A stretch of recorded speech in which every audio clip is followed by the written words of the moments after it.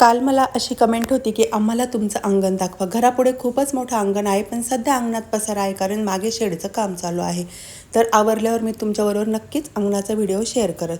तर सकाळी सकाळी गहू वाळत घातले, तोपर्यंत विभूतीला म्हटले चहा ठेव, आणि तिने असा मला जळालेला चहाचा केक केला. त्यानंतर तिच्याकडनं दुसरा चहा करवून घेतला आणि तिला शिक्षा म्हणून म्हटलं चल फ्रीज आवर. मग तिने ते फ्रीज आवरायला घेतलं.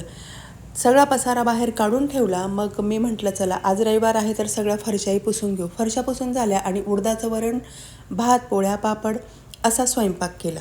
त्यानंतर ना दुपारी माझ्या पुतण्याला म्हणजे अंशुमनला मला भेटायला जायचं होतं, कारण त्याचा हात फ्रॅक्चर झालेला होता. मग आम्ही निघालो. आता आमचे मळे शेजारी शेजारी आहे आणि जाताना बघा व्ह्यू किती सुंदर होता. त्यानेच दरवाजा उघडला. शीतलने मस्त आम्हाला सरबत केला. तर शीतल म्हणजे माझी जाऊबाई. त्यानंतर तिच्याशी खूप साऱ्या गप्पा मारल्या. तोपर्यंत इकडे ह्या बहीण भावंडांचं बघा काय चाललेलं होतं. विभूती त्याच्या प्लॅस्टरवरनं तिचं आणि त्याचं नाव लिहत होती. तर मी तिला रागवले की असं काय करते. ती म्हणे मम्मी असं करायचं असतं म्हणजे त्याला लक्षात राहील मी आलेली, आणि दोघं एकमेकांचे स्नॅप पण टाकत होते. त्यानंतर ना ती त्याला खूप बोलत होती. मग तो असा सांगत होता की चल जा बाई आता. गप्पा मारून दमलेली शीतले अशी बसून मला बाय करत होती. आम्ही निघालो, पण म्हटलं चला नर्सरीत ना एक फेरफटका मारू. त्यांची नर्सरी आहे. त्या नर्सरीत ना हे आंब्याचे झाडं होते. तर खूप छोट्या कलमी आंब्याला खूप आंबे आलेले होते. जाताना मला हे मोगऱ्याचं रोप खूप आवडलं आणि अंशुमन बघा एका हाताने मला ते रोपटं देत होता.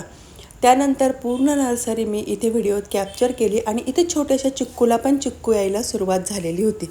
आता कोणाचं काय आणि कोणाचं काय. तर विभूती त्याला सांगत होती की अंशुमन माझे फोटो काढ, कारण इथलं वातावरण खूप छान आहे, व्ह्यू खूप छान आहे आणि फोटो खूपच सुंदर येतील. बिचारा ते फ्रॅक्चरच्या हाताने तिचे फोटो काढत होता. लहान भाऊ ना, ऐकायला तर लागणारच आहे. त्यानंतर तिने खूप सारे फोटो काढले आणि मग आम्ही निघालो. त्याने बघा एका हाताने कुंडी ठेवली आणि त्याला टाटा बाय बाय केलं. यांचं फोटोशूट झालं आणि आम्ही घरी आलो. तर असा होता माझा आजचा दिवस. Please subscribe.